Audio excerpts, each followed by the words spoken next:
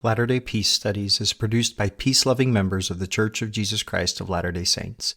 Any views expressed herein are not to be taken as official positions of the Church or its authorities. Latter-day Peace Studies presents Come Follow Me. I'm Christopher Hurtado. And I'm Ben Peterson. Thank you for joining us as we discuss this week's reading of Come Follow Me as outlined by the Church of Jesus Christ of Latter-day Saints. Our hope is that as we discuss the Scriptures, we will come to a more perfect understanding through experiencing the atonement of Jesus Christ and find greater peace in our lives.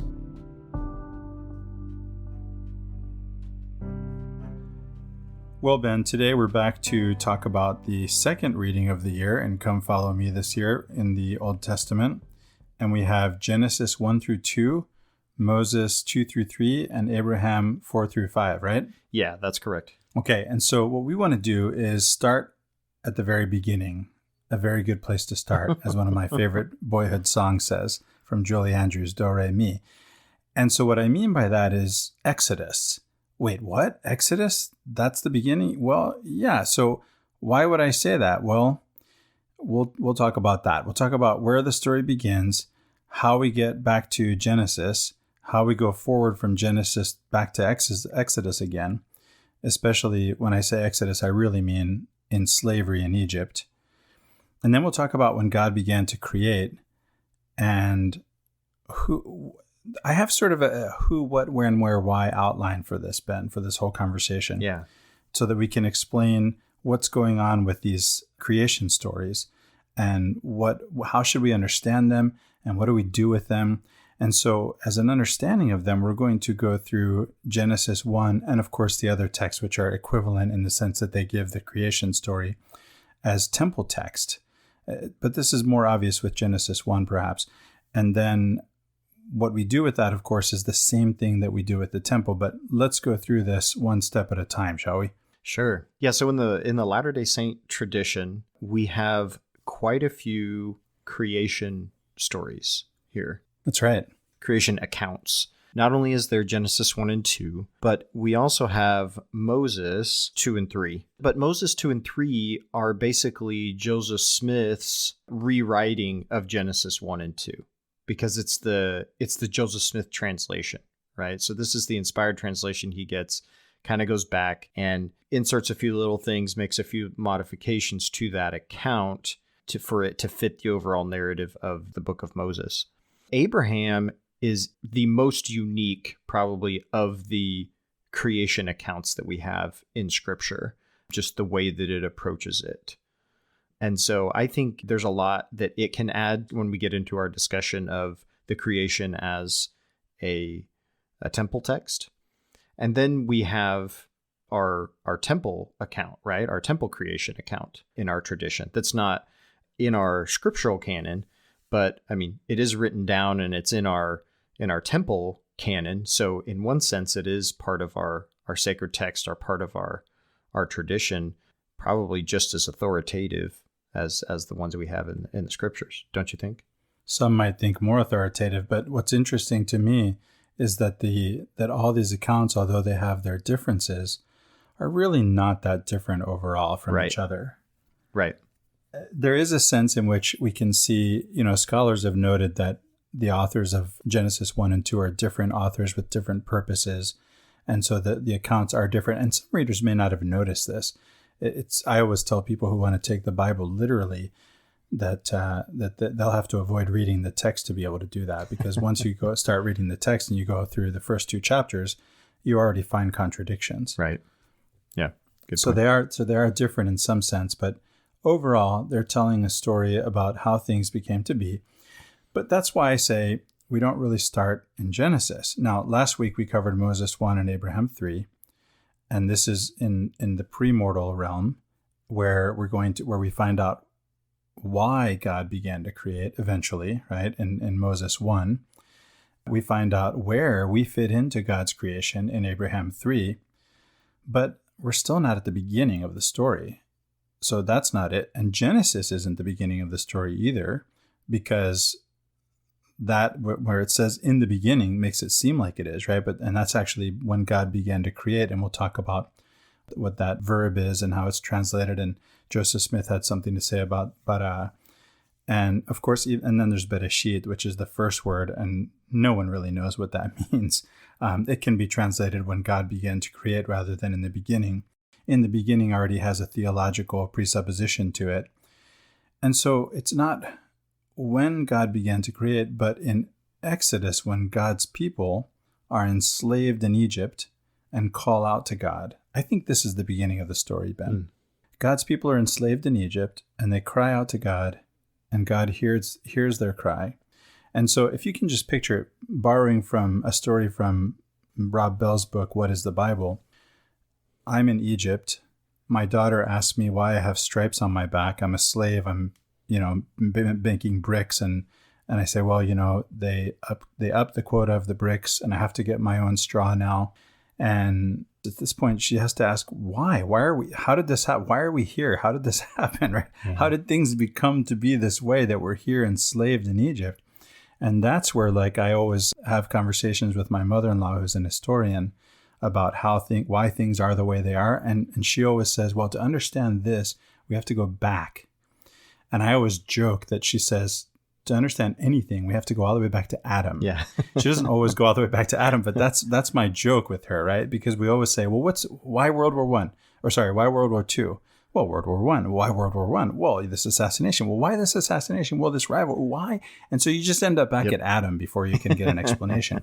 And so in answering the question of how things became to be, you have this creation story. And this is a typical thing that's done. It's done in the surrounding nations or peoples or tribes at the time. And it's done later too. It's done by the Greeks. It's done by the Romans. The Aeneid is a version of this, tell us how the Romans became the Romans. And it's not really historical. It's mythological. Yeah, its purpose isn't historical, or maybe it could be termed sacred history. But yeah, the purpose of it isn't to tell history. The purpose of it is to say how we got here. And so how you explain how you got here, the etiology, right? Right. Isn't a matter, at least in an ancient worldview. It's not important to recount a history in order to explain how you got here. You can explain how you got here through a mythological story, and it gives purpose and meaning to it. So, like you were saying, when you say the story starts in Egypt with the people calling out to God, well, then we have Moses being called by God. Like we talked about last time with Moses chapter 1, God says, I have a work for you to do, Moses. And after he explains his work and all he's done and why his purposes are, what does he do? He starts with the creation to explain how this came about. This is where this all came from. And this is why I'm going to send you to do what I'm going to send you to do. And so it really creates that, so to speak, that purpose within the broader context. It makes sense that then in the story of Abraham, he's doing it with Abraham, right? Giving him an understanding and purpose to what he is supposed to become and do. We have a very brief account of this a couple times in the Book of Mormon. We have the example of the sons of Mosiah going over to the Lamanites and teaching them. And the first thing they do is they go back and they recount the creation. They start at the creation of the world, it says, and then go from there, because they have to build this purpose and identity of who they are as a people and why they're there and what it all is going on. What's interesting to me is that Nephi in the Book of Mormon, he is constantly referencing the deliverance of the Israelites out of Egypt as like their foundational origin myth, right? And he doesn't go back to creation that much. And one of the things that's really interesting to me about that in the context of what we're going to talk about here is that in a scholarly sense that we look at now, much of Genesis, what is written now in Genesis by authors, much of it was actually recorded. Scholars think it was recorded after the Babylonian return. And what happened is when they were in Babylon, they became exposed to a lot more of the mythological traditions of people outside. So the Babylonian tradition and so forth. And so the concepts of creation and origin and etiology became more fundamental to them. And so that's actually after Nephi's time. And so it's very interesting to me that Nephi is much more focused on, not that he didn't know about any creation myths, or not that those didn't exist among his people, but that they weren't as much formed, I think, in the Jewish mindset, and at least in Nephi's mind, as this, deliverance from Egypt myth type of thing. And so that's what he goes back to. Now, did you mean, Ben, that they were composed post-exile or in exile and then cobbled together post-exile? My understanding is that they're at least somewhat composed in exile, right? And then cobbled together post-exile. Yeah, and exactly which parts, there's, I guess there's a lot of debate on. There's plenty of parts of Genesis that are obviously pre-exile. But what's interesting to me is that the way that they're put together and ordered and so forth takes into account very much an ancient worldview that fits in a context of a broader culture than just the Jewish culture. We're talking about, Syrian and Babylonian and Persian and Egyptian, all the different cultures that surround them. We're much more focused on the creation as being the foundation of where their peoples came from. And so it makes sense that, yes, the Hebrew culture had that, but the story of creation wasn't as central to them as the story of Exodus. That was like their origin story. And the Exodus story, and that story of deliverance and the idea of the people of God being in Egypt and being delivered out of bondage, is the central story both for the Book of Mormon as well as the Bible. Right. So it's for the Bible, for the Book of Mormon, and it's actually the central story in the Quran too. Yeah. Now, Ben, you and I have read some of these ancient Mesopotamian myths, the Epic of Gilgamesh, descent of Ishtar to the underworld, the Enuma Elish, or Epic of Creation, yes, etc. And we may refer to those from time to time. Very conservative commentators would say, we're not saying that that the authors of Genesis are borrowing from these writings, but that they share the same worldview, and so therefore their writings would be similar. Whereas C.S. Lewis, who's, I think, the most quoted non-Latter-day Saint in Latter-day Saint general conferences, he's so often quoted, has no problem at all admitting that these texts, that these myths were taken from others and adopted in some sense. And we can see this.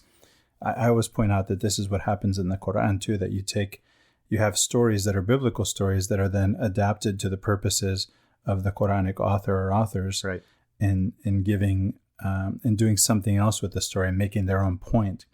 So now that you brought up the exile, Ben, earlier when you and I were talking pre-show and I said the story starts in Exodus, you pointed out that another way to think about it would be that it actually starts post-exile. And so that's true in the sense that it's post-exile that the Bible gets put together, that these texts, these disparate texts, become one thing. Well, they're reforming their identity, after having been in exile. And so that's a very important part of that. Right. Yeah, so we're going back to Jerusalem now, out of exile, out of Babylon, back into Jerusalem. And how do we now be Jewish? How do we come out of this Babylonian way of being, out of this exile, back into our own identity, right? And so this text that we call the Bible, this library, I should say, that we call the Bible, becomes then, they take all these texts that are written over a period of about 1,000 years and put them together as one narrative. And it's so interesting to me, Ben, because the Jews put them together as one narrative, but they don't read them that way. They actually do a lot of proof texting, right? A lot of jumping around here and there and reading this and that, and proof texting, admittedly proof texting without any reservations. And I don't mean that in any disparaging way whatsoever. Sometimes that can have a negative connotation. And looking not for answers and not looking at this narrative, but looking for wisdom, realizing that whatever is written there has to be interpreted and that it has to be adapted and understood in its meaning to us today, right, to the reader, for it to be actually of use, right? So I think there's really wisdom in that approach.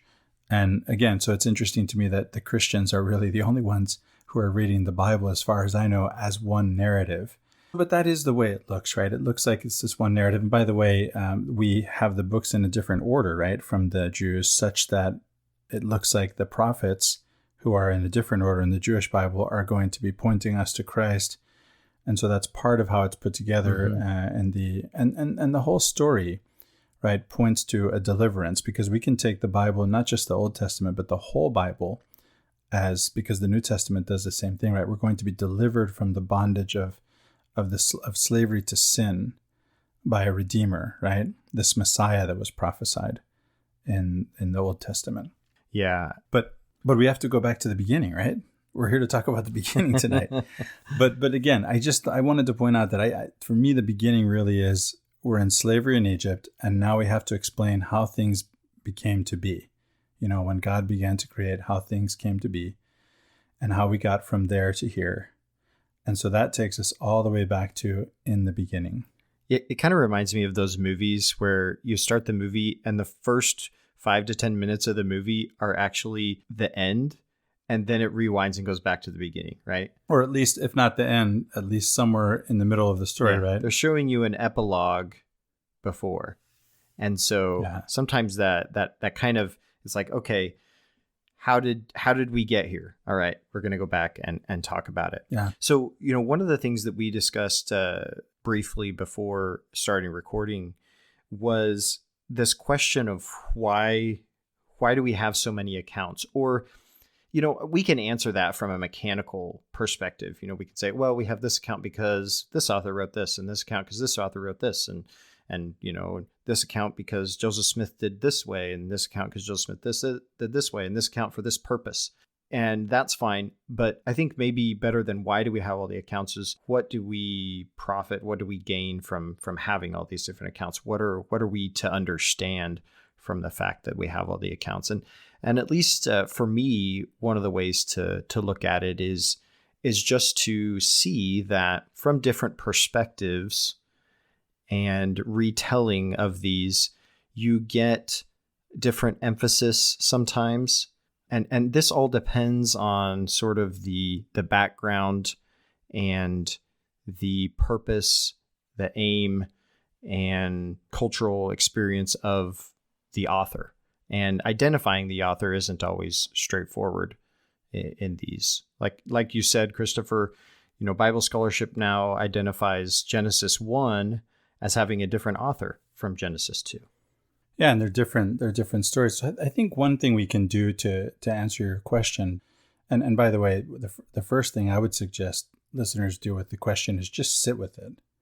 Right? Sometimes, especially in Latter-day Saintism, I think that's what we have to say now, right? We don't say Mormonism. In Latter-day Saintism, as Latter-day Saints, I could say, we really seem to be concerned with having the answers to everything. We think that we have the answers to everything. Right. And sometimes it's better to have questions than answers. I trained as a philosopher, and we're trained to ask good questions. And a good question can really go a long way, And a lot of times, by the way, as you study the history of philosophy, it's really the questions that are the good stuff. A lot of the answers that are given, you'll end up disagreeing with, or later philosophers will disagree with earlier philosophers, and we get better and better answers as we go along. But we're not settled on any answer, right? We continue to ask the question. So I would say sit with the question, ask the question, listen in silence, let God speak to you in that way. But I think we can also, to give to Aver an answer, right? I think if we look back at the idea that there were different authors, well, then that gives us a clue. I'm not just trying to give the mechanical answer that you pointed to, Ben. It's, okay, we have this text because we had this author and that text for the other author, but rather to say, why were there different accounts? Why are there different authors? And to me, the answer, I should say, is because they had different purposes. Right. And when I say different purposes, they could be like purposes, but different contexts is another possibility. So ultimately, I think where we want to end up with this, a spoiler alert, right? If we take Genesis 1 as a temple text, recognizing that the instruction in the temple, the instruction we're given in the temple, is about the creation, and this is well known, and it's not something that we can't talk about outside of the temple, right?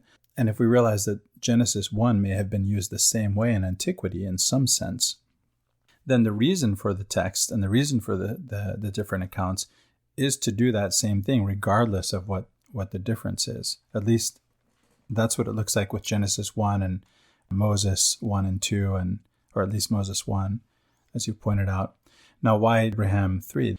I told you, Ben, pre-recording, we talked, and I mentioned that it could be an attempt to reconcile the differences between Genesis 1 and 2, right? Mm-hmm.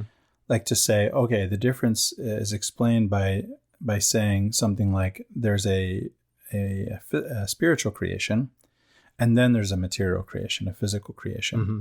I don't know that that's the answer. I'm not sure. I don't really like that answer. I mean, I'm okay with the idea that there's a spiritual creation preceding a physical creation. It's not that hard for us to identify with that, because anytime we do something, we sort of think it through in our own minds before we act, or at least hopefully we're doing that. Sometimes Americans tend to act first and then ask questions later. Well, that's the problem, right? Yeah, American pragmatics, I think right? that's the purpose of the pattern, is you need to think it out and plan it out first before you go and do. So I'm okay with that. Measure once, cut twice. The other way around is nothing but headaches. I've seen it happen. But just because I think that there can be those two answers doesn't mean that those two texts are different necessarily for that reason. Right. And to try to give an apologetic answer in that way doesn't really suit me. It just doesn't, it kind of rubs me the wrong way. Yeah. I'm not looking for apologetic answers. I'm mostly looking for truth, and the evidence points to different authors with different purposes. Right. And I don't think we need to try to, mash these accounts and try to create one master creation account, right? Yes, indeed. I think rather we can approach each one as something unique in and of itself, or special in and of itself. That's why, for me, Abraham stands out, just because the way that it approaches things is unique. And so I ask myself, well, why does it approach it this way? Yeah. Not because I think it's a truer account, not because I think it helps reconcile the other ones, but just because it approaches it in a very different way. So you think to yourself, okay, if this isn't a wrong way to approach it, not that it's more right than the others, but if this is not a wrong way to approach it, what does this tell me? If it's not wrong to talk about the gods as forming and organizing the earth, what does that mean? Even though the creation is organized in the exact same way, like the different periods and order, it talks about things in a little bit different way. And there's several phrases through here, like one of my favorite verses, chapter 4, verse 18, and the gods watched those things which they had ordered until they obeyed. I've always really liked that verse. I've referenced it several times throughout this, just the concept, the idea that would be a method of creation, so to speak, for God, right? And the word creation isn't even used in chapter 4. It's all about forming and organizing. Yeah, Ben, when you say that we don't have to make one account out of these, you're pointing back again to those who put together the Bible, right? Because there were these two different accounts, Genesis 1 and Genesis 2, and they could have either combined them and given us one instead of two contradictory accounts, at least in some points, or they could have left out one. They could have excluded one and only included the other, and yet they included both of them. So they seem to be okay with including both of them. Why would we not include both of them? Why would we not include all four of them?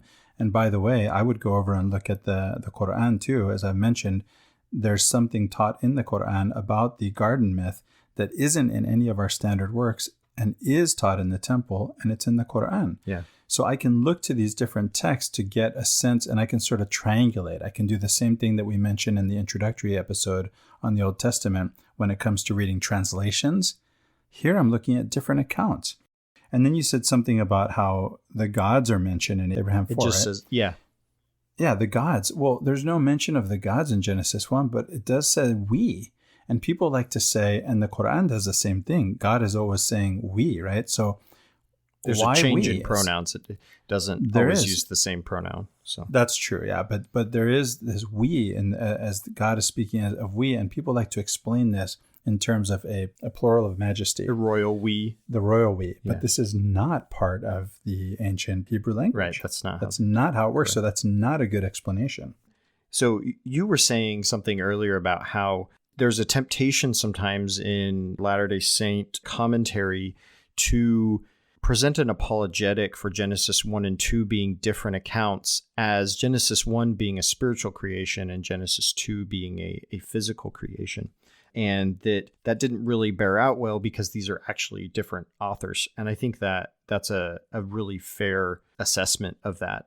Having said that, the way that Abraham 4 and 5 read do present it, at least from a Latter-day Saint perspective, as almost like a planning session and then an actual go down and carry it out, because you have this long discussion in here. The gods, they're counseling, they're saying these things, and they have things they say that it would do this, and it says they prepared the waters that they might bring forth great whales. So all of these things are like, it's almost a deist concept where they're like ordering the universe and then kind of letting it go from there, right?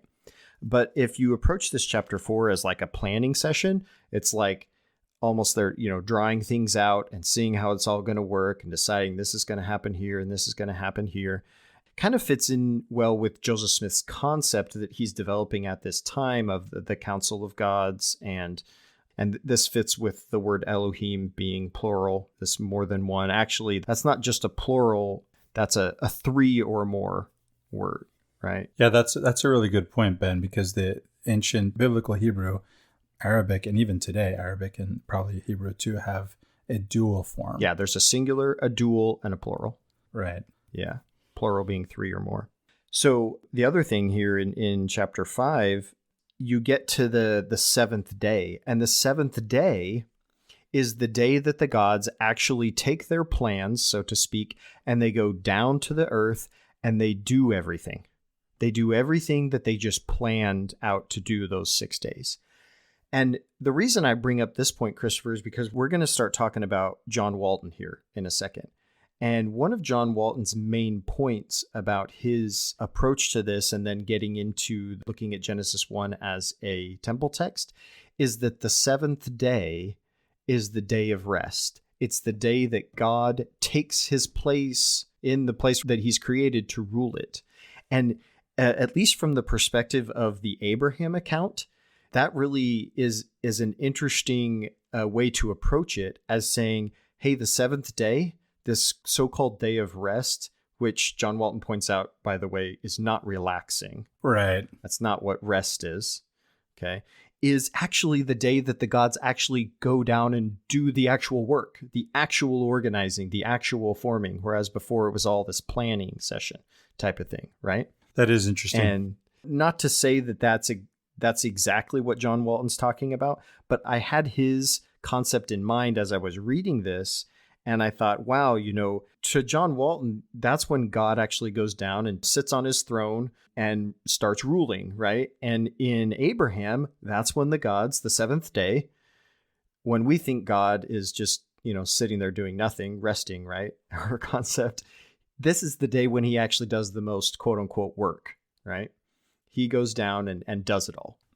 Yeah, no, in that text, in Abraham, we don't actually get the word day, right? Just correct. Period. Yeah. We get time. Period, right? Time. Yeah, we get time. Correct. And as a matter of fact, even in Genesis, in the Hebrew word that's translated day in our, King James Version, it doesn't mean day, right?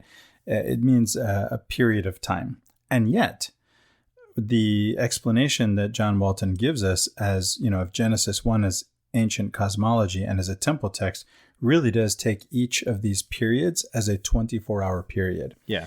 Because what he's saying is that this isn't about material creation. Now, it's interesting because Walton actually does believe in creatio ex nihilo, whereas as Latter-day Saints, we believe that God organized out of pre-existing matter what he organizes. Uh-huh. And so it's interesting because for John Walton, he's saying the same thing in Genesis 1. He's saying Genesis 1 is not about material creation. It's about ordering a cosmos. Now, cosmos is the Greek word for order. So, and it's equivalent to saying the universe in today's terms, right? Mm-hmm. So what God does is he takes chaos, right, which is disorder, and he turns it into order. Right. And as we go into Walton's idea, it's going to be based on giving a name and a function, which we can compare to when we give a child a name and a blessing.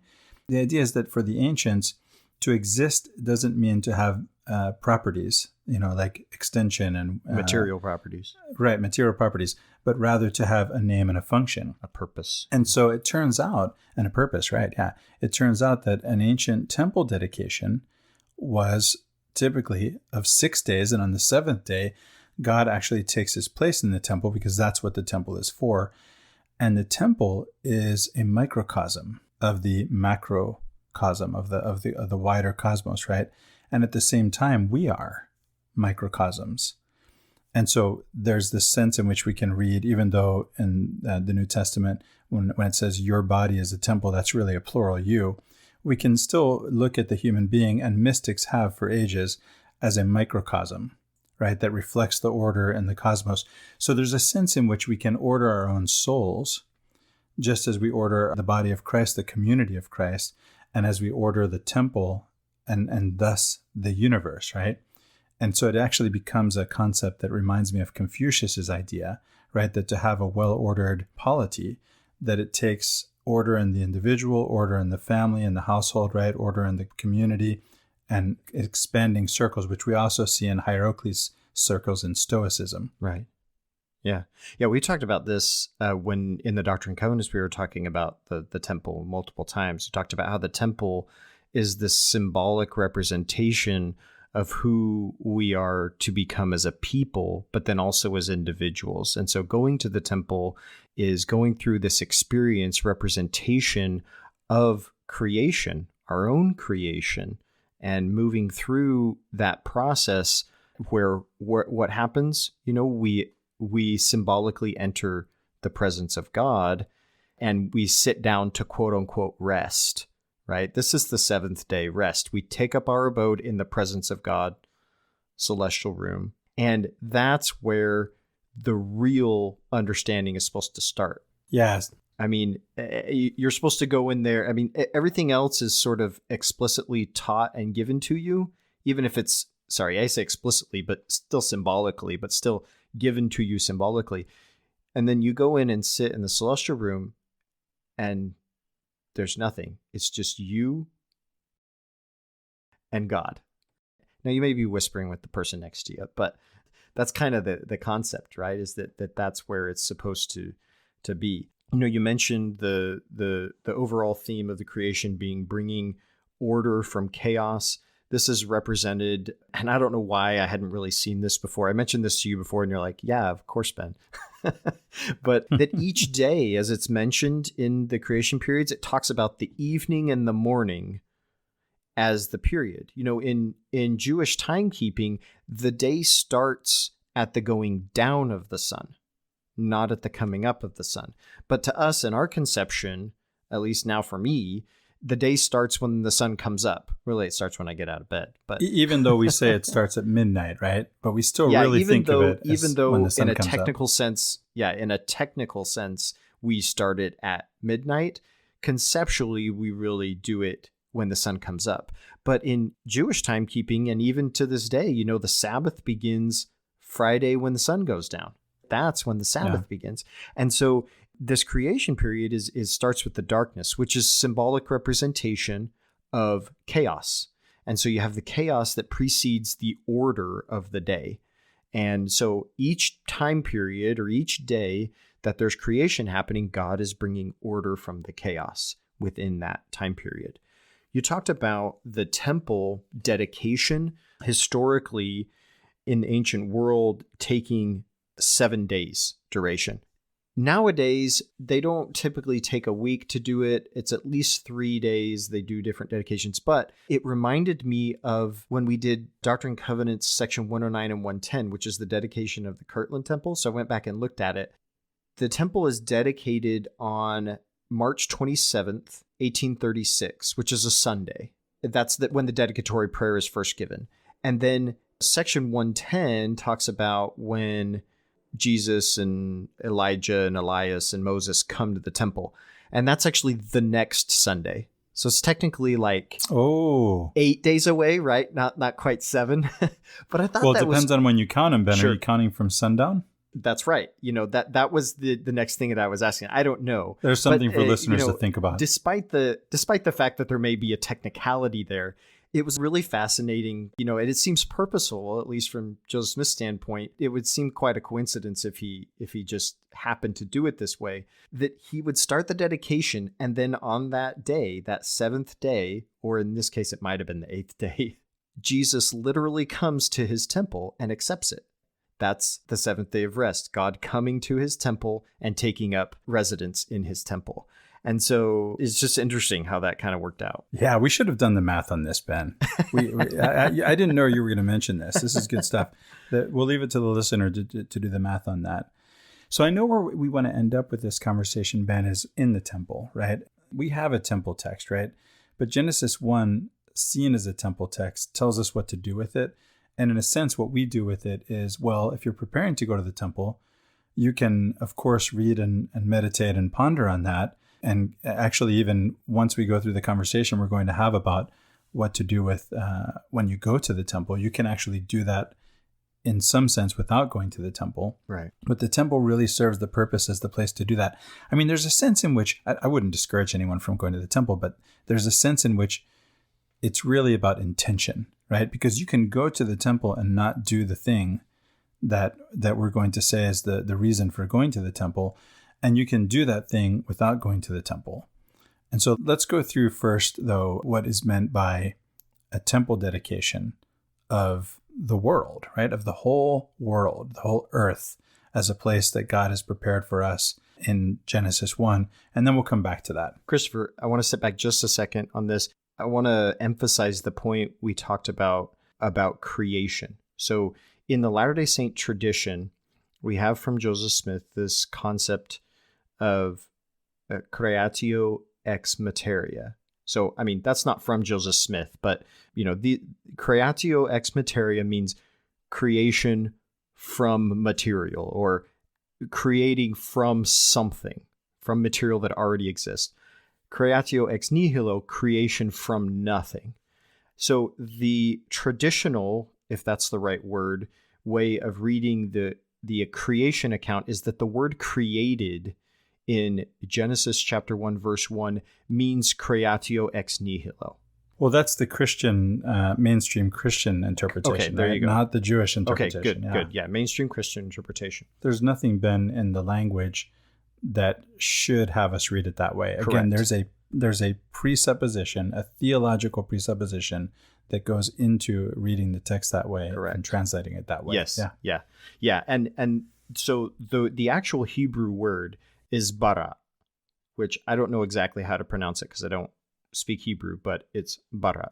And this word can be translated create, but the English connotation of the word create, the baggage of that word really implies ex nihilo, but that's not what the Hebrew word implies. Joseph Smith actually made this point. I'm going to read just a small section out of his King Follett sermon. He says, "You ask the learned doctors why they say the world was made out of nothing, and they will answer, doesn't the Bible say he created the world?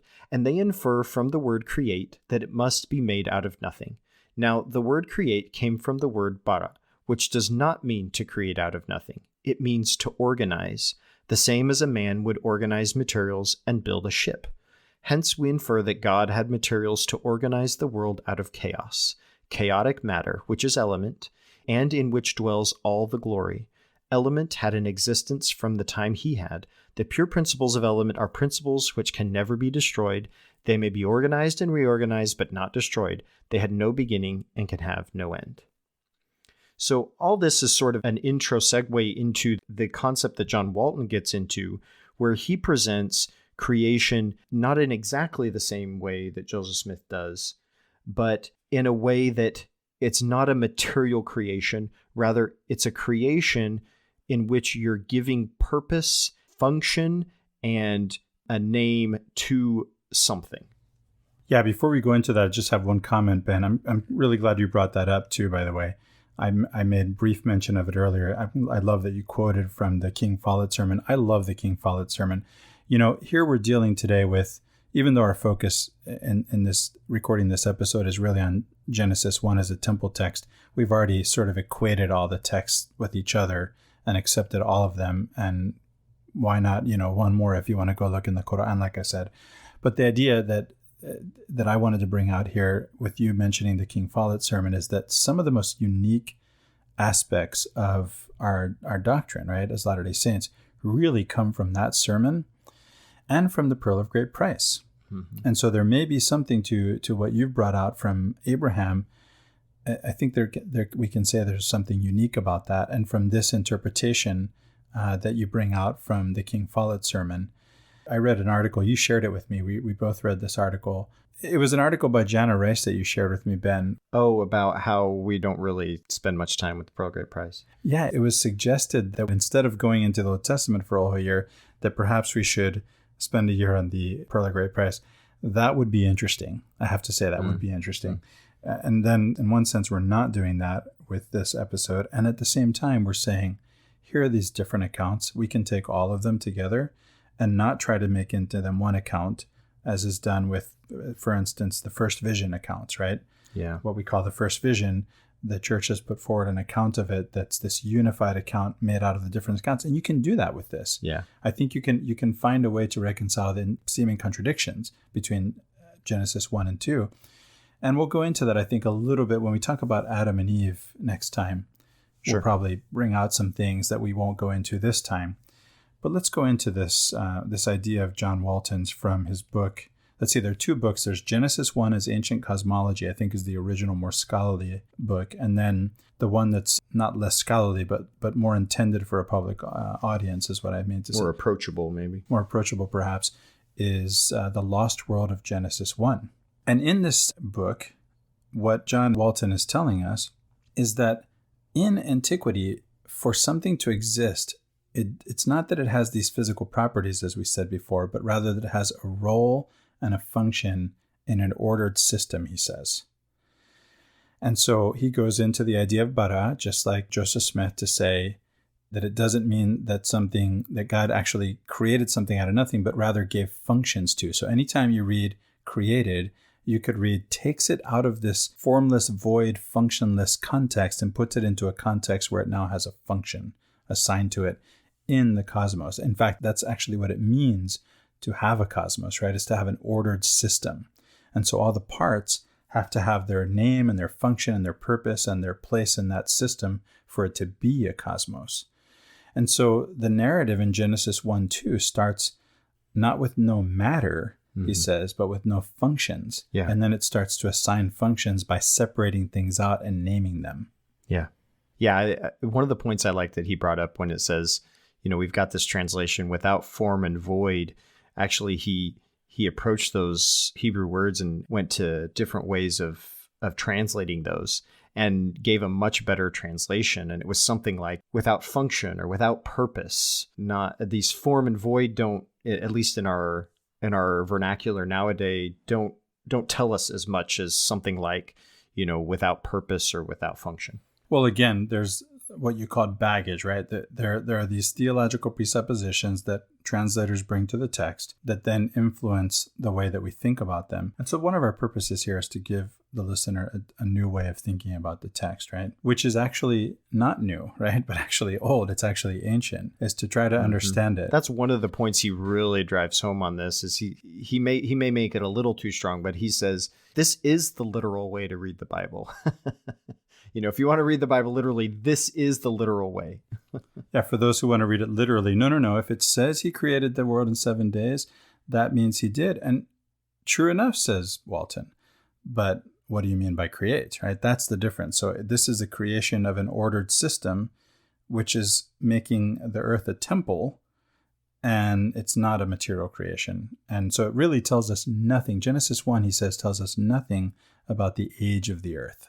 Nothing at all. So it's kind of an interesting perspective for Latter-day Saints, especially with an understanding of what the temple is and its place in our own liturgy, in our own worship, in our own religion.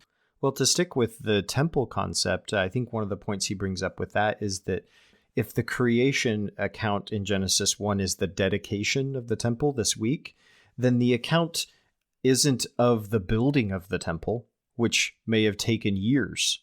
And it doesn't talk about all the, the nitty gritty and the construction materials and the time it took to do this and the architecture and all this That's not the account. The account is of the dedication and the putting of the temple to its use and purpose as a temple. That's a really good point. I don't know if I was clear on that. Thank you for bringing that out, right? This is the dedication of the temple. So on day 1, he says in verses 4 and 5, it's clear that there's a period of light being separated from a period of darkness. And so each period is given a name. And so it's not that God is creating light on day one, but a period of light. So in other words, there's already light. He's just giving it a name, right? He's saying, okay, this is period I'm going to call day. So it really doesn't matter what word you use. The point is that I'm taking a period of light and I'm giving it a name. So by the way, that gives us a basis for time, right? Giving that period a name and saying this is the period, that gives us a basis for time. And the second day, which is fundamental to our human consciousness and construct, is the concept of time. Exactly. So on the second day, he gives us a basis for weather. And on the third day, a basis for growing food. So after these major functions are established that are necessary for human existence, as you pointed out, everything from time down through, dealing with the weather and growing food, we have to deal with the weather to grow food, right? Then he assigns functionaries to their respective functions. And so all the functions that we see are relative to our own experience as humanity. And God declares them good. As he puts each one in place, he declares it good. And that's good because they function on our behalf, right? Yeah, the word good is always understood as good for what? Well, good in that it fulfills the purpose that it was created for, the purpose that it was set to. When God gives purpose and functionality to all these things, he then comes and says they're good, meaning they're doing what they're supposed to do. Exactly. So we've said that the cosmos in the ancient world, in the Bible, is portrayed as a temple, right? The temple is designed to be this microcosm, right? A micro model of the cosmos. And so temples are built for gods to rest in, which, again, you said, Ben, doesn't mean relaxing. It's actually a place of maintaining order and security. So it's a place of God sitting on his throne to rule the earth. It's more about whose earth it is, right? This creation idea, this bringing of order is something that an archetypal king does. And then he rules and maintains that order. That's part of his job, is to maintain that order and security. So when we talk about resting, we don't mean just kicking back and putting up your feet, right? It's interesting, because what we do in the temple, we call it temple work. We go in the temple, we do work. That's true, yeah. So God is creating this dwelling place and he's putting people into it, and they're in his image. And so they're representatives of him. In the Islamic tradition, they're called, this is called khilafa, right? This idea that you are the representative or vicegerent of God on earth. And then he takes up his own place at the helm, right? He's going to be at the head of all this. And he's going to maintain the order that he's established. He creates and maintains the order. And so we mentioned that the dedication of the temple takes 7 days. And during those 7 days, mirroring what we see in terms of setting up time, weather, and agriculture, you can see kind of a mirroring that in what happens in those 7 days in an actual temple dedication in antiquity, which is first, the functions of the temple are actually proclaimed, right? The furniture and the functionaries are actually installed. And then the priests take up their place and their role. And in the very end, on the last day, then the deity enters and he takes up his rest, as we've explained. So if we look at the cosmos as a temple, then Genesis 1 can be understood as presenting this creation of an order in terms of a temple dedication. The creation of the cosmos really means the dedication of a temple in this sense. And so we don't have to think again of these 7 days as anything other than calendar days. And it's about the work that God does. The bara is the work that God does, not about things that he makes, but about things that he does. That's interesting in light of what we talked about, like the first podcast we did, the intro podcast. One of the distinguishing features of Hebrew thought was inherent in the language, and that was that the language at its base, all the roots of the words are actually verbs first, because it's about action. And then you derive nouns from the verbs. Whereas the way that we conceive of language is actually more object-based. We think of nouns much more, and verbs just act on those nouns. That's kind of borne out and also feeds the mentality of action being the principal focus. Well, and it explains why we have this idea So you're saying that the action focus is what's actually going on in the text, but the way it's read by those who want to read this as creatio ex nihilo is because of our Greek, not Hebrew, but Greek way of thinking, in which we focus on the things. And so it's the thingness of it that we're interested in. Whereas the authors are interested in the action that's taking place. What God is doing. What he's doing, exactly. His work, which is really interesting in light of also Moses 1, where he tells Moses, this is my work and my glory to bring to pass the immortality and eternal life of man. Because he had just talked about all of these things that he had made, but then he's saying that his work never ends, right? And it's not about the things he makes. It's about his work never ending, ongoing on and on and on. Excellent point. Yes, indeed. So the theology, Walton tells us, of this text really shows us a God who's the founder and CEO, he calls him, of the cosmos, right? He's brought everything into order. He's established all the functions, and he keeps this system ordered moment by moment. And so it's really a different view of creation from what has been put forward. And it also speaks of the real issue of creation, Walton tells us, which is not what is there, but who is in charge, right? Who is in charge? God is in charge. We don't want to spend a lot of time talking about science versus the Bible. I think we've sort of already dealt with that, if not explicitly, then implicitly, right? But just to go over a point that Walton makes, which is that Concordism says the Bible is true because its statements are really scientifically accurate. This what is believed to be a literal way of reading, which Walton says is not a literal way of reading because it's reading something into the text that the author didn't intend. So he's saying, no, the Bible is true because the perspective that it's giving is adequate as a framework, he says, for communicating the functional and theological truths that are being put forward in this text. It's not approaching the scientific analytical level at all. No, not at all. It's not even attempting to.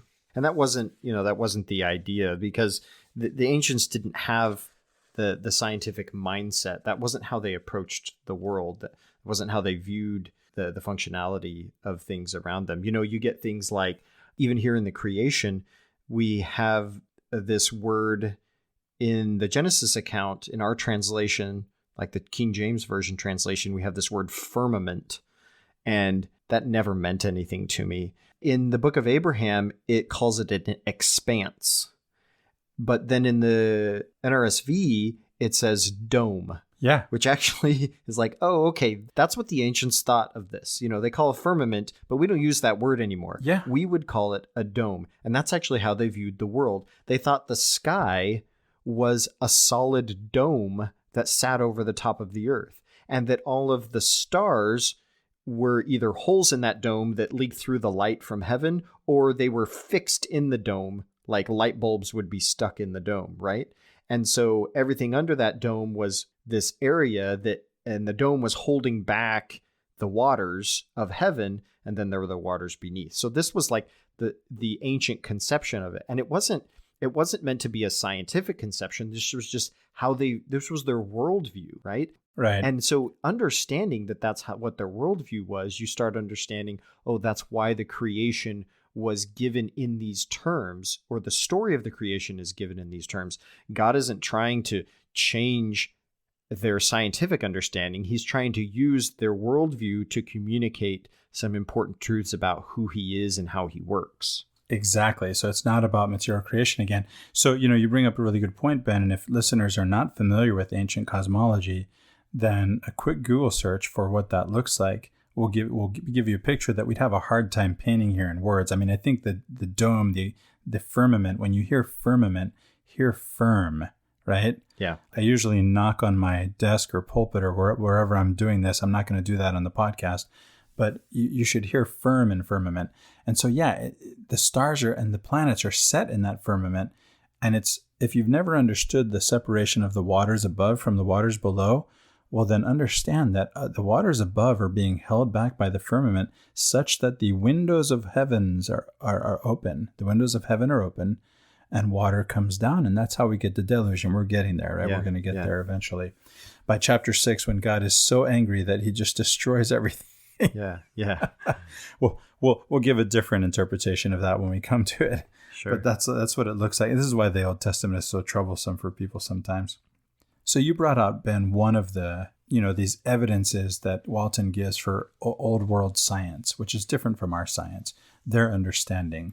He gives other evidences in his book, and he also goes into biblical and ancient Near Eastern evidences for the idea of function over structure as being what's dealt with in Genesis 1. Function over structure, both biblical evidences and ancient Near Eastern evidences. We're not going to go into all of those. What we're going to do now, Ben, is let's go into what do we actually do with this? If we understand Genesis 1 as a temple text, then what do we do with it? Yeah, so that's a really good question. Well, I hinted at an answer earlier, Ben, which is we have a temple text. If this is ancient Israel's temple text, we have our own. And so we can, of course, read this and let it function for us in our own psyche, again, without necessarily going to the temple. Maybe we live too far away. Maybe we're working on getting there in one sense or another. Let's talk about what it actually means to go to the temple in antiquity. And here we'll go into some ideas from the myth of the eternal return, cosmos and history, from Mircea Eliade, who is a Romanian scholar of comparative religion. So the main idea of Eliade's book, The Myth of the Eternal Return, is that the point of going to the temple, contrary to what we tend to think as Latter-day Saints, as we think of it in terms of we're going to the temple to learn. Well, you go to the temple and you learn about creation, and that's true on the one hand. On the other hand, if you've been to the temple, you've learned about creation. And as a matter of fact, you could also read Moses 1, or Moses, 2 and 3, and Abraham 4 through 5. Right. You could read the Quran, you could go to the temple. So what he points out is that in going to the temple, and this really changed my experience of going to the temple, and I've talked to others who have read the same book and had the same experience, it can really alter your experience of the temple to think about it this way.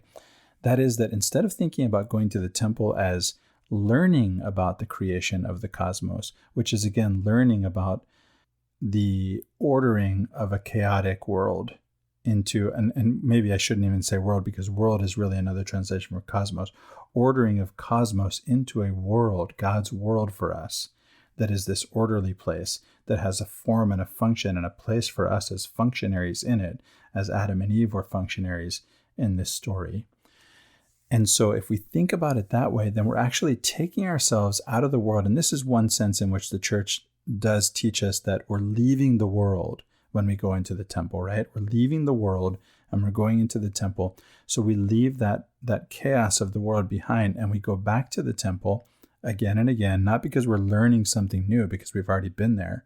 Of course, we can get new insights and new revelation, personal revelation in the experience of going to the temple. But aside from that, the idea that Eliade is giving, that the ancients, what they were doing is they were going into the temple to bring themselves out of chaos back into order. So this rests on the idea that anything and everything that they do that follows a model, and I think of Christ here who says he never did anything save he saw the Father do it, in following a model. So anything that they do that follows a model is sacred. They're sacred acts, whether it's planting, harvesting, marrying, all of these things are sacred acts. Anything that you would do that wouldn't be a sacred act would actually take you out of the order. Remember that order we were talking about, Ben, that inner order in your soul and the order in the community, right? So it's as Americans, it's difficult to understand this because we have this very individualist conception of a way of being. I look at Jesus. He doesn't look to me like he's trying to be an individual. He looks like he's perfectly following the model that the Father has set forth for him. And he's asking us, come follow me, to follow that same model, right? Mm-hmm. And so in doing this, they didn't really have an idea of time like our idea of time. The idea of the myth of the eternal return, that title, what it's saying is, in going back to the temple, they went back to in the beginning. So that idea of in the beginning, it's a place that you go in time. There's a sacred space, which is the temple, and there's a sacred time, which is what he calls ab origine, which is the Latin in the beginning, right, at the origin, or in illo tempore, in that time. And by that time is meant that primordial time when the cosmos is created out of the chaos. there's an idea of a timeless cyclical, which is very much evident in the Book of Mormon. And it's something that we talk about as Latter-day Saints, the cyclical nature of the way that time is seen in the Book of Mormon. And so it's not that the ancient peoples didn't know that they were in a timeline, because they see children being born and people growing old and grandpa dying, right? You can see all that, and you see that that happens in a timeline. But they didn't want to see themselves in a timeline. They wanted to take themselves out of history. It's very much a Roman idea to put things in this kind of historical context. And they wanted to take themselves out of that. And Eliade mentions a terror of history, and go back in illo tempore, back ab origine, back into in the beginning, when God created the heavens and earth, and bring themselves out of that chaos of those actions which were profane. And by profane, I mean anything that doesn't follow a model, back into order. Well, it's the process of dying and being reborn, right? So there's that as well. This really fits with what we talked about again with the Hebrew mindset and the language, especially not having necessarily a future and a past tense.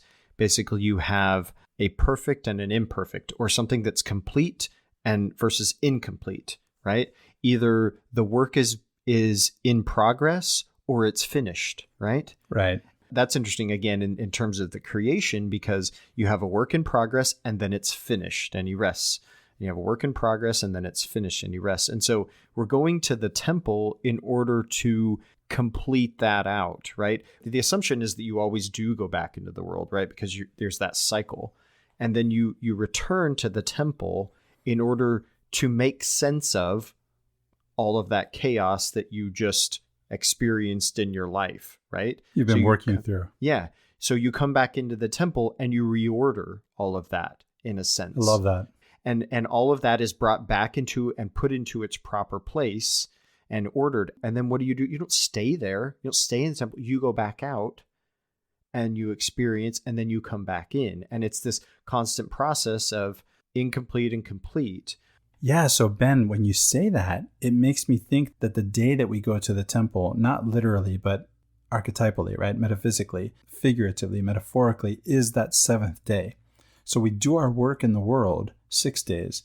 And on the seventh day, we go back into the temple to complete that work. So again, it's part of the work, right? This resting isn't about kicking back and relaxing, but it sure is peace producing. Yeah.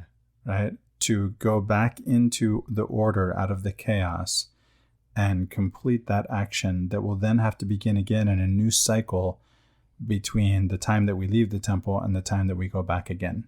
Putting things back in their proper order. Yeah. And so there really is a very real sense of what we've been taught in church, in this, seen in this new light, right? This idea that you actually find peace in the temple. It's not just because it's a quiet place. Look, if you don't have quiet in your life, well, yeah, it's going to be great to go to the temple. But you can do that somewhere else too, right? Another thing that really is brought out in Eliade's book is that the temple is at the center of the world. And the church teaches us to make the temple the center of our worship and the center of our lives in that sense, right? The temple is always built in antiquity at what is considered to be the center of the world. And, we know that in the cosmos, in the wider universe, there is no center, but for our purposes and from our point of view, it's where we are, right? And so the center of the world is going to be this axis mundi, this world axis, right? Where heaven and earth meet. So this is the place where God comes down and takes his place in the temple. And so it's a place, the temple at the center of the world, at the axis mundi, at the world axis, is the place where heaven and earth meet. And as a matter of fact, even going all the way through that axis, you go down to hell. And we see in Dante's Inferno, or in the Commedia, right, in the entire comedy, that you come down all the way into the depths of hell to then work your way back up through Mount Purgatory. And at the top of Mount Purgatory is where you find the Garden of Eden. And the Garden of Eden is this walled garden, right? This paradis, paradise. Paradis is the Persian. And I don't know Persian. I don't know if I pronounced it correctly, just like we don't know Hebrew. But paradis, where you can see paradise comes from, P-A-R-D-I-S, is going to be this walled garden. There's a sense in which it is a temple too. And we can see next week as we go into the discussion of Adam and Eve and them leaving the garden, it really is going out of that sacred space into the world. Into the lone and dreary world, yeah. Into the lone and dreary world. And so then, of course, there has to be a temple where they can go back to.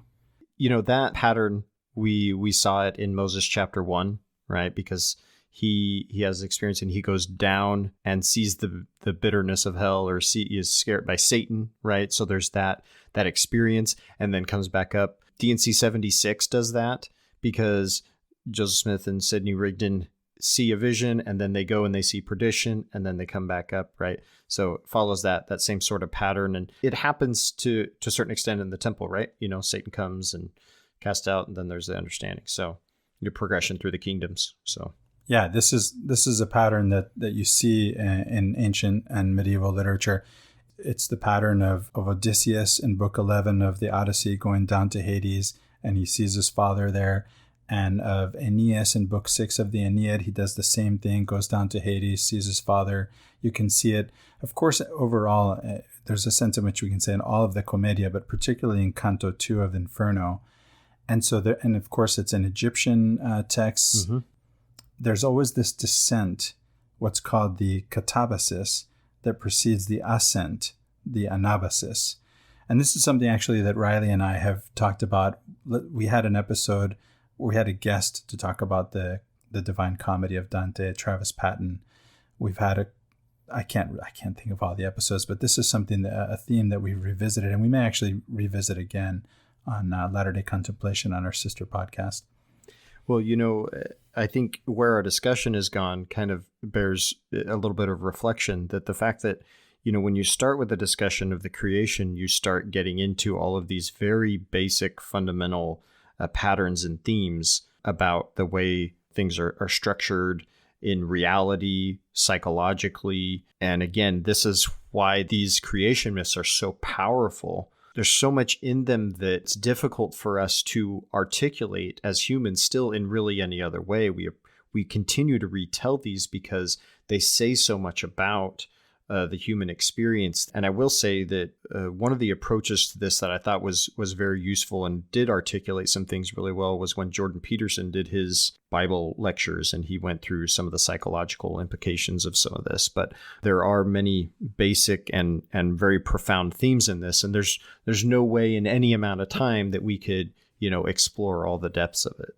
Yeah, you and I and my son all put in the time to listen to that series of lectures. It's available on YouTube if listeners are interested.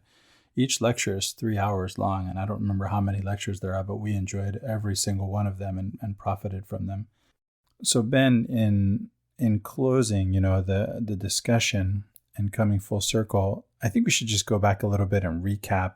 And I wanted to make a comparison between when I say that in the beginning, that the story actually begins in slavery in Egypt, right? In Exodus, not in the beginning, in Genesis. And I wanted to make a comparison, and I know you have something to add to this, Ben, where, when it comes to our experience of the world, we have access to the world through our senses. And so epistemologically, what comes first to us is our awareness of the world. What comes second is the world itself. In other words, first we realize that we're aware, and then we realize because we are aware that there has to be something for us to be aware of, and therefore that which we're aware of actually comes first. And that's why we have this in the beginning text, right? The metaphysical reality is prior to our experience of it, but in our experience of it, that's what comes first. So first I'm in Egypt in slavery, and I'm aware of this, and I'm calling out to God, and I want to know what's underneath all this. And that's where I get to get to the bottom of it. We have to go back to the beginning and have more of a metaphysical conversation. Right. But you can't have that conversation from the beginning until you first have the tools and experience in order to understand it by. Right? It's almost paradoxical in one sense. I was talking with my wife about this the other day because this is actually neurologically true. One of the reasons that you don't really remember, most people don't really remember things that happened before they're around 2 years old or so, is because they don't have enough life experience, particularly with language, because of how intricately tied our memory is with language in order to contextualize and tie together memories, because memories are activated when they are integrated with other parts of our life and experience. And when that structure doesn't exist yet, those memories become sort of islands, right? They're not connected to everything else.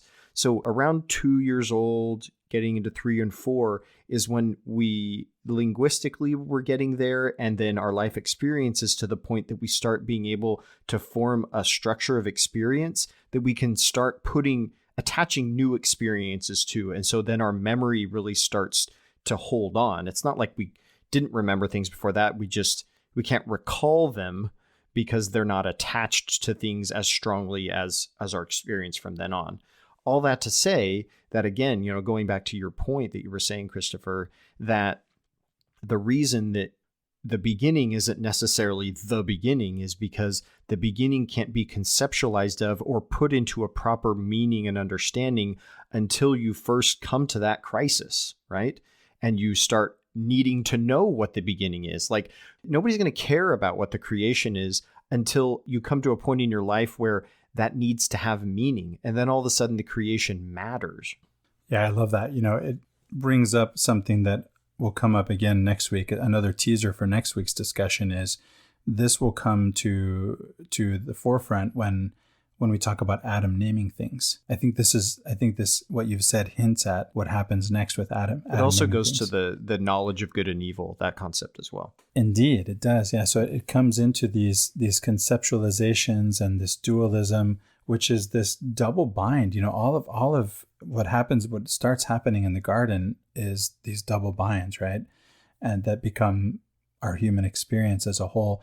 Ben, I've been reading what some scholars say is the oldest book in the Bible, the oldest book that was included in the Bible, even though it's not in the beginning.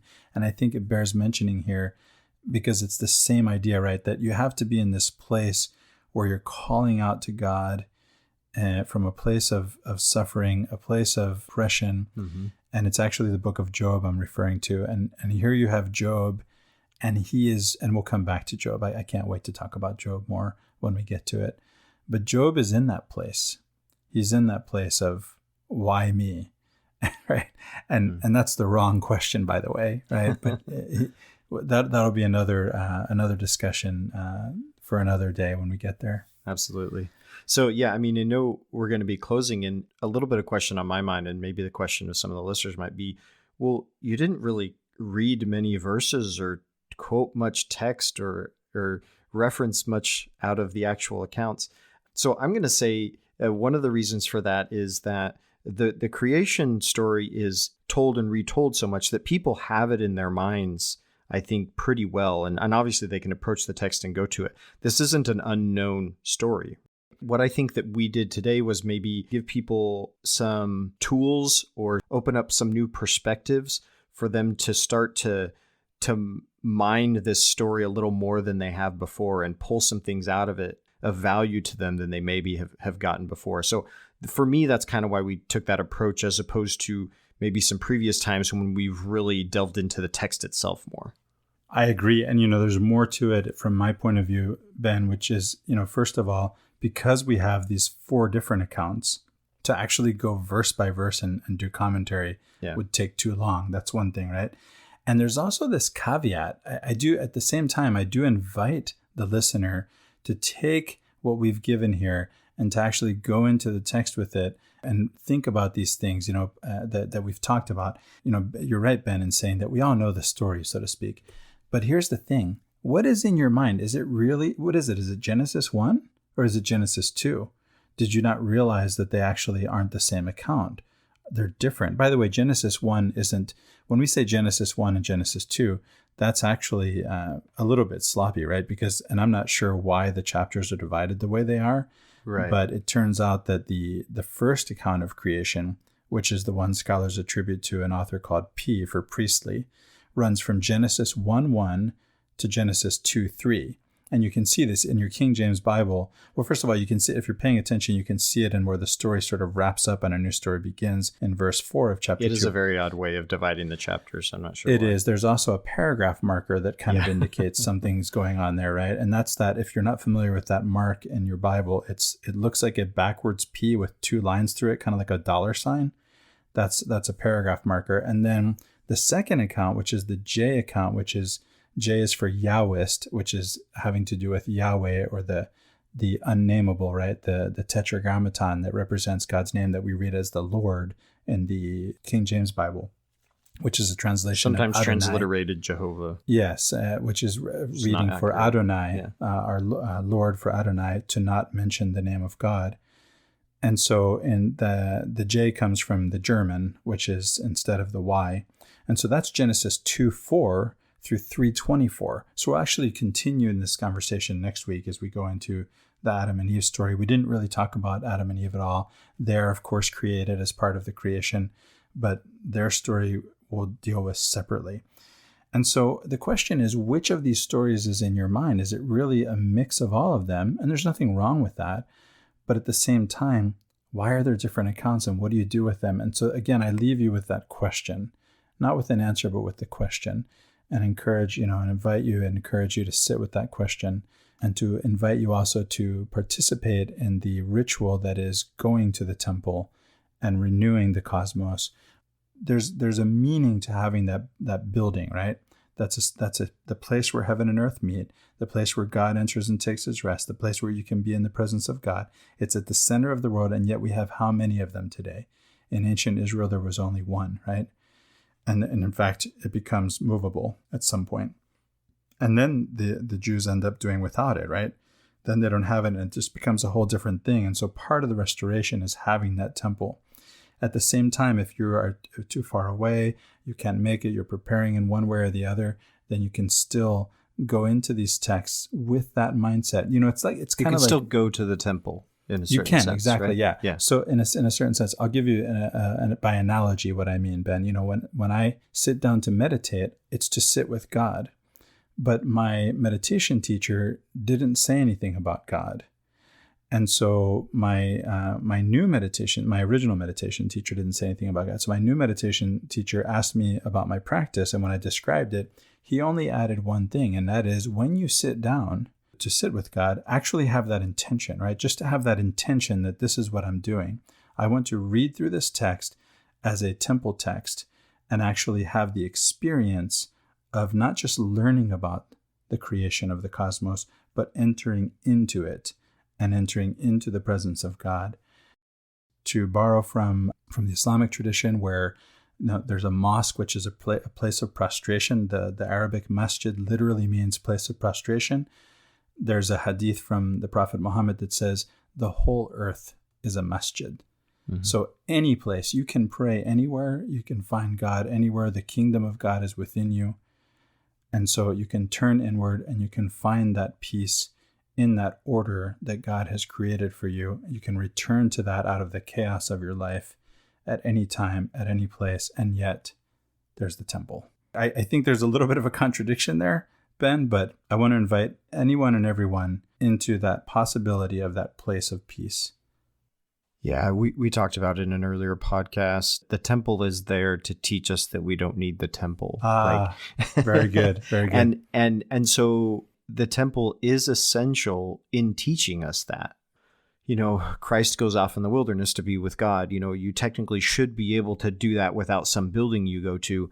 The fact remains that it's very difficult without that. And so it can be something that is very helpful and an aid to that end, right? Yeah, very much so.